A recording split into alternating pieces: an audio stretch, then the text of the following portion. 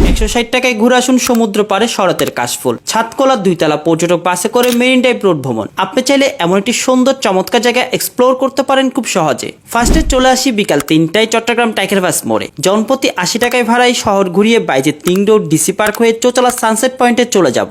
আপনি চাইলে DC park সমুদ্র পাড়ে কার্নাস ট্রেনিং এরিয়া, হালিশহর চৌচালা বিচ, পতেঙ্গা সমুদ্র সৈকত যে কোনো একটি ঘুরে আসতে পারবেন একই ভাড়ায়। বাস থেকে নেমেই রাস্তা পার হলেই আমাদের গন্তব্য শরতের কাশফুল দেখতে সানসেট পয়েন্ট। এই রোডে চট্টগ্রাম বন্দরে বড় গাড়িগুলো চলাচল করে, তাই সাবধানে রাস্তা পারাপার হতে হবে। এখন ভাটার সময়, তাই সমুদ্র পানি অনেক দূরে, সাগর ছুঁয়ে দেখার সুযোগ হয়নি আমাদের। একটা তথ্য জানিয়ে রাখি, এখানে দুইভাবে আসতে পারেন। চট্টগ্রাম আগ্রাবাদ বড়পোল বাজারের সামনে থেকে অটো করে আসা এবং যাওয়া যায়। পেয়ে গেছি সানসেট পয়েন্ট নামে একটি রেস্টুরেন্ট। চা আর পেঁয়াজুটা বেশ ভালো লেগেছে। এছাড়া ফুচকা, কাবাব ইত্যাদি পাওয়া যায়। ছুটির দিনে অনেক মানুষ হয় এখানে। বেশ চমৎকার ছবি ভিডিও থেকে বাস্তবে আরো বেশি সুন্দর। বন্ধু বান্ধব ফ্যামিলি নিয়ে সময় কাটানোর জন্য সেরা একটা জায়গা বলা যায়। আর একটা তথ্য জানিয়ে রাখি, এখানে ঘুরতে আসলে অবশ্যই সন্ধ্যার পরপরই ফিরে আসতে হবে। সন্ধ্যার পর অন্ধকার হয়ে যায় চারদিক, লোকাল গাড়ি পাওয়া যায় না, নির্জন হয়ে যায়। পতেঙ্গা সমুদ্র সৈকত থেকে সন্ধ্যা 7টায় পর্যটক বাস ছেড়ে আসে এই পথে। আপনি চাইলে পর্যটক বাসে করে ফিরে আসতে পারবেন।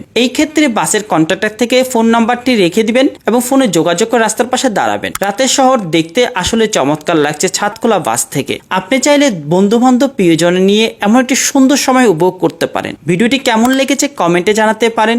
ভালো লাগলে শেয়ার করে অন্যদের দেখার সুযোগ করে দিতে ভুলবেন না।